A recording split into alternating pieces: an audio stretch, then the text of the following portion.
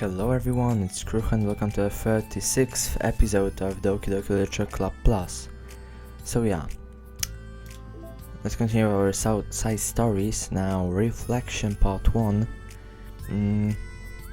So, the story about the relationship between Yuri and Monica. Let's begin. So yeah, I had to take one day break because of Christmas, but I think that's okay. I mean, you know, I guess that's normal. Am I bothering you? No. Okay, just checking. It's hard to tell since you always look so into it when you're reading. It makes me scared to interrupt. Well, it's within my expectations to be interrupted when I read here. It's mainly when I'm by myself that I don't like it.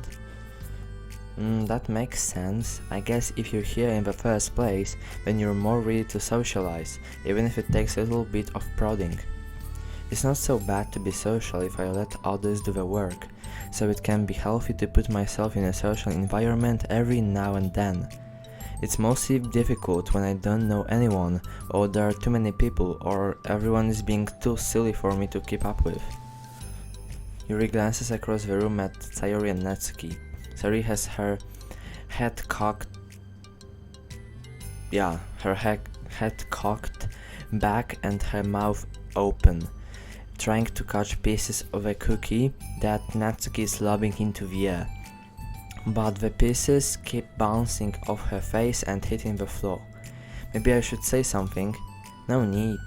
They just ran out of cookie. What a waste. They've really become good friends, haven't they? I'm happy.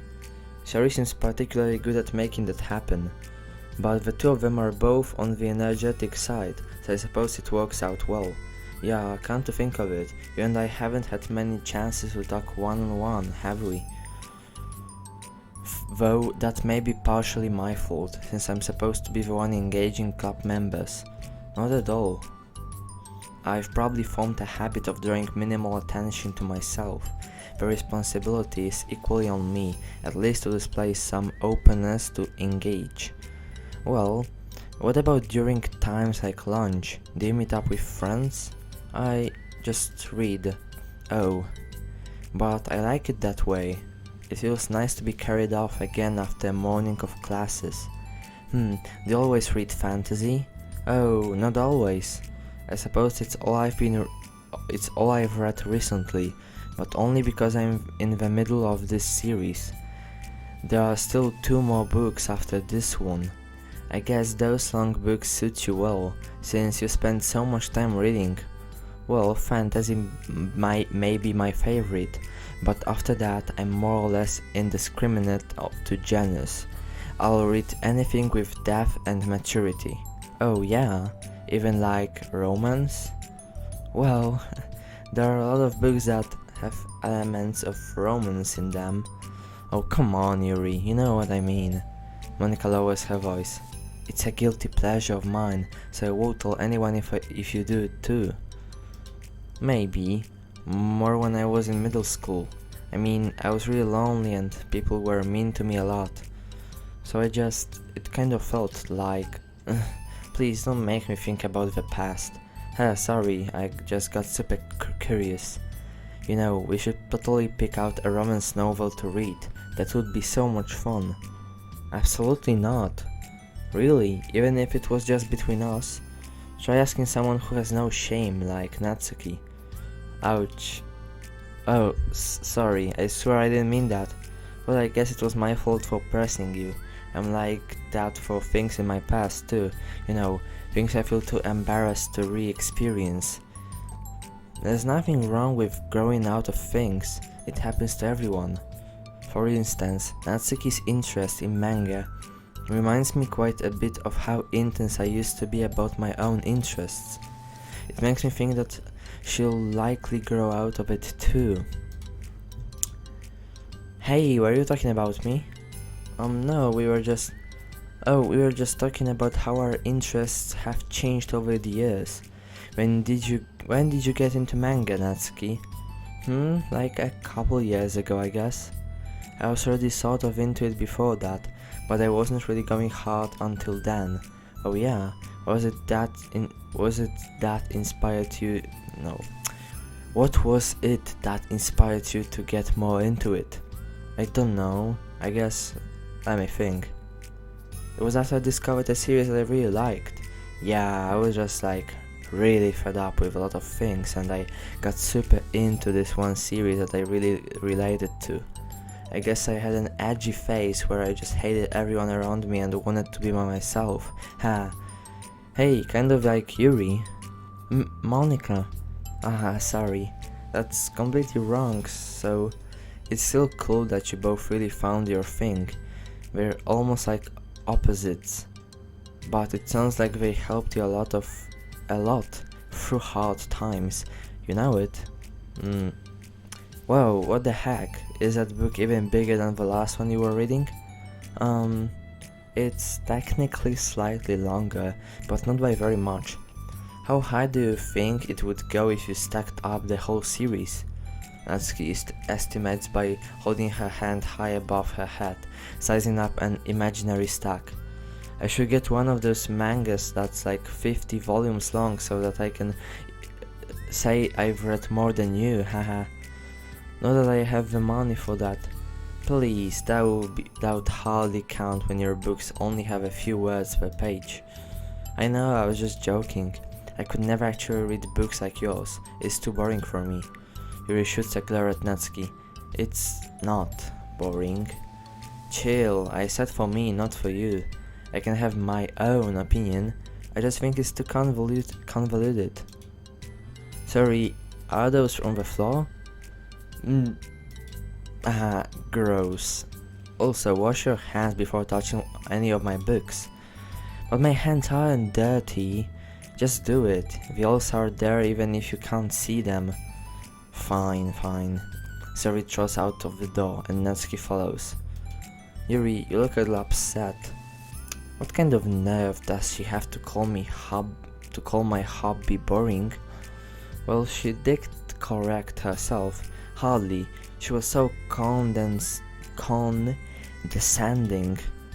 I don't mind if she thinks it's not for her. I already understand that it's not for everyone, but she knows well how much these mean to me. So how about just leaving me alone instead of needlessly telling me the things you hate about it? I'm sorry, Yuri. You may be right. This won't be the last time people have strong feelings about what they like and don't like, especially in a literature club, so I should figure out how to mediate discussions to keep them positive and constructive. For the record, I've always been impressed by the level of creativity in your books, and also your ability to get through them so quickly. Thank you. Okay, well, this is something that I have to think about and revisit. I'm sure I can help Natsuki find some common ground with you. Common ground isn't necessary, I just wish to be respected. That then, either way, I'll do my best. I'm skeptical when it comes to Natsuki. I trust you, Monica, but I'm skeptical. Okay, let's see what Monica finds. Okay, everyone, we have a special club meeting today. As you know, the literature club is a place where we get to share things that we're really passionate about. But it also means we should be mindful of how we respond to each other's feelings.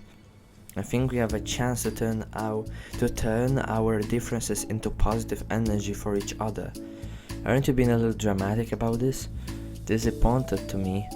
Well, sorry, I just feel like I'm being accused of something. No, I'm not accusing anyone of anything. I'm sorry if I came off that way. But our conversation yesterday made me reflect on the power of language, and I thought it would be a good topic for the literature club, don't you think? I'm sure we're going to have differences in opinion a lot, so I need to make sure we're prepared to keep a positive atmosphere in the club. If you say so, sure. The cool thing about language is that it gives us a lot of different ways to express the same idea or emotion. We have a lot of control over how we want the other person to feel when receiving our thought. This goes for poetry, narratives, casual conversation, basically anything. For example, Siri, what's your favorite food? I have them organized by category. Should I start with snacks or do you mean full meals? Should I include breakfast? Oh jeez. Okay, how about your favorite fruit? That's easy, cherries. Really? I always thought cherries tasted nasty. What? Cherries are delicious. Wow, that's a pretty strong reaction. Well, I just don't understand how somebody could think cherries are nasty. How does it make you feel? I don't know, sad? Defensive maybe? Yeah, I got defensive. See, the reason you had such a strong reaction wasn't just because I don't like cherries. It's because you felt like your opinion was under attack. But that's weird, right? Something like taste is completely subjective. But when I say something like, I think cherries taste nasty, I'm using objective language. I'm challenging Sayori's reality that cherries are delicious with my own, which is that cherries are nasty. Wait, hold on. How is that objective when you just said it was only your own opinion? It has to do with the way our brains interpret the words. You're talking about the reality of the cherries, not your feeling about them. Like, Sayori, let's rewind for a second and pretend I didn't tell you that I think cherries are nasty. Good. So what if instead of that I said like, I tried cherries and they're not for me. It's not the kind of flavor I enjoy. Well, that's fine. As long as you don't call them nasty. Nasty is a nasty word. Okay, so cherries was kind of a weird example, but I think it gets the point across. Last time around, instead of talking about the cherries, I just talked about my feelings, and Sayori didn't get defensive. So instead of clashing with each other, it's like we received an invitation to talk about our differences. Yuri, you don't need to take notes. I am not gonna quiz you or something. I know that. I was just... Sorry, I didn't mean to call you out. You can do whatever you'd like. But does anyone have any thoughts so far? Yeah, I just feel like I shouldn't have to pull all my language through a filter just to protect someone's feelings. Well, you don't have to. The choice is yours on how you want to come across to other people. I'm only suggesting it as a tool to help turn your differences into a positive experience rather than an argument. Right, Sayori? Whatever you say, cherry hater. Oh, come on. Sayori actually likes cherries. I was just saying that to help demonstrate. What the heck? I've been duped. I'm sorry, Sayori. I'll make it up to you later. How about a cherry sundae? You're welcome to dupe me anytime, my beloved president. Buying your people's loyalty, how deplorable. Oh, like you would turn down a free sundae, Yuri. You were certainly a fan of those cupcakes I brought in the other week. I was reading and not keeping track of them. That's enough, we're getting off topic. So now that we have the gist of it, how about we try it with something more relevant to the club, like manga, right? Let's try to have a productive discussion about our differences in opinion. Yuri, do you want to start? Well, I'd rather not. No. Oh, how come? Well, because I don't see how anything productive can come from that. It's just going to start a fight.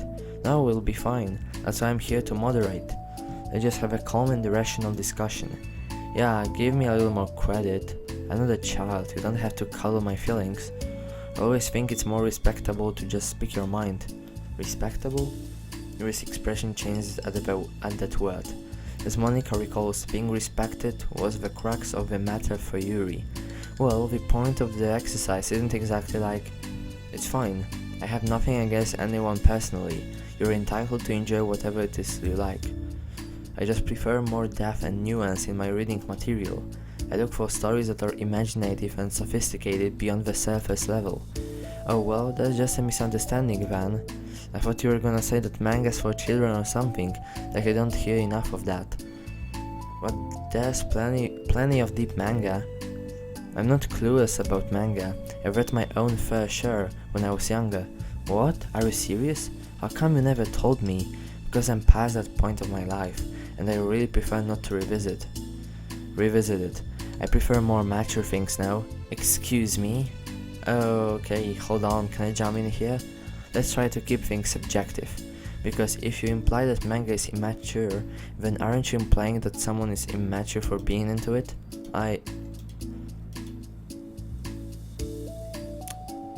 Well, maybe it's immature to judge people for having different tastes than you. Natsuki. Nobody's immature. I've read Natsuki's manga and Yuri's fantasy, and I love them both in their own way. Okay, it's great that you like it, but I still find it boring. Boring isn't subjective. Okay, it bores me. That's subjective. But, I mean, think about this ridiculous. This is why I didn't want to participate in this. I knew it was just going to make people upset. I'm not upset. Like I said, I don't care what other people think. But I always got the impression that you secretly looked down upon me, so I'm glad my suspicions were confirmed. That's not true at all, you're making assumptions. You can't blame me for getting defensive when nobody ever has the least bit of respect for the things that I'm into. The only thing I look down upon is when people make fun of me for just being myself and trying to mind my own business. What? Have you looked in a mirror? Tell me again about respect after calling all my interests immature. You can't. Please, stop. Please. You don't mean the things you're saying right now. Let's just be friends. I didn't mean for this to happen. Well, it did. So, please, don't invite yourself to try and solve other people's problems next time, okay? Yuri's piercing words send the clubroom into a choked silence as she gathers her things. She leaves. Holy crap. I've never heard her sound like that before. She must be so pissed. Well, you weren't very nice either, so I was just saying. How did this happen? It's my fault. Yuri wasn't wrong.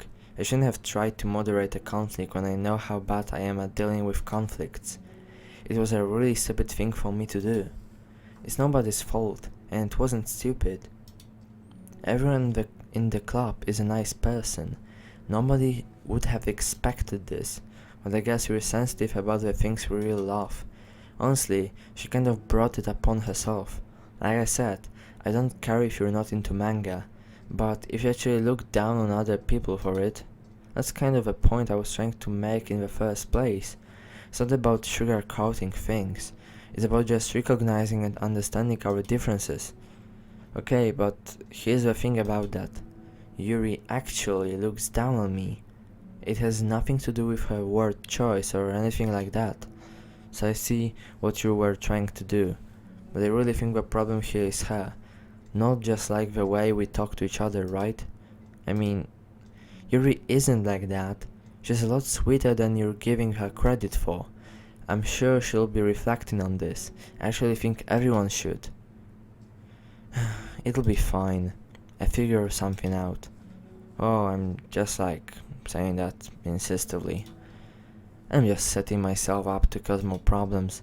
This wasn't your fault, Monica. You don't have to beat yourself up over it.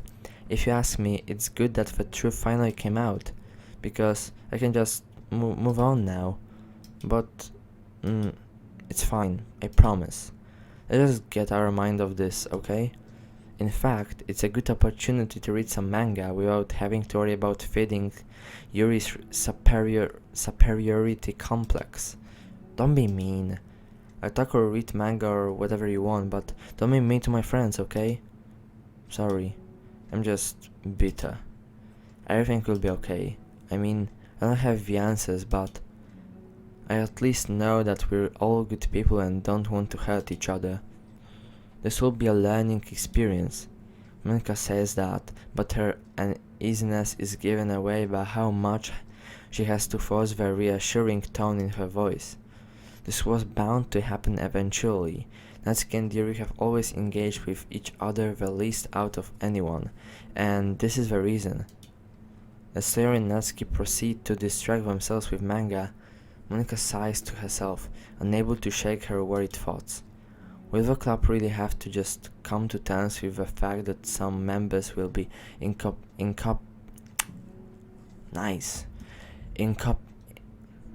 incompatible with each other? Monica desperately doesn't want to admit that, and she knows Sayori doesn't either. But for once, a solution doesn't seem to be in sight. Yeah, unfortunately. Reflection part to sin. Another mail. 1 day earlier.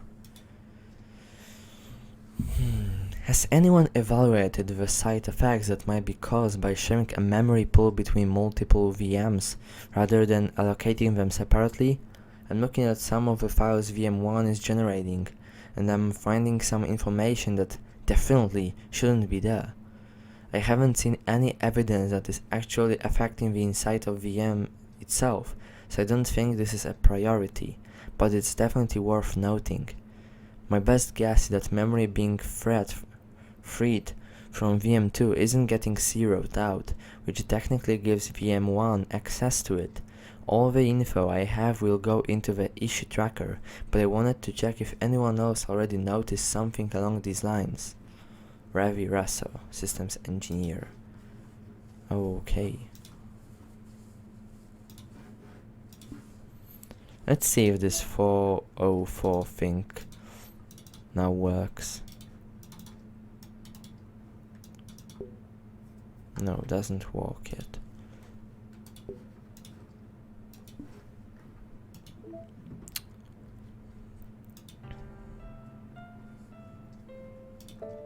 I don't know which one we unlocked, but it doesn't matter. Thank you for watching this episode. Yeah, it was a little bit longer than the others. I could realize while recording it. So thank you again for watching. It's a nice time to finish it, 1, 2, 3, 4 AM. So yeah, see you probably tomorrow, and yeah, thanks for watching. Take care. Goodbye.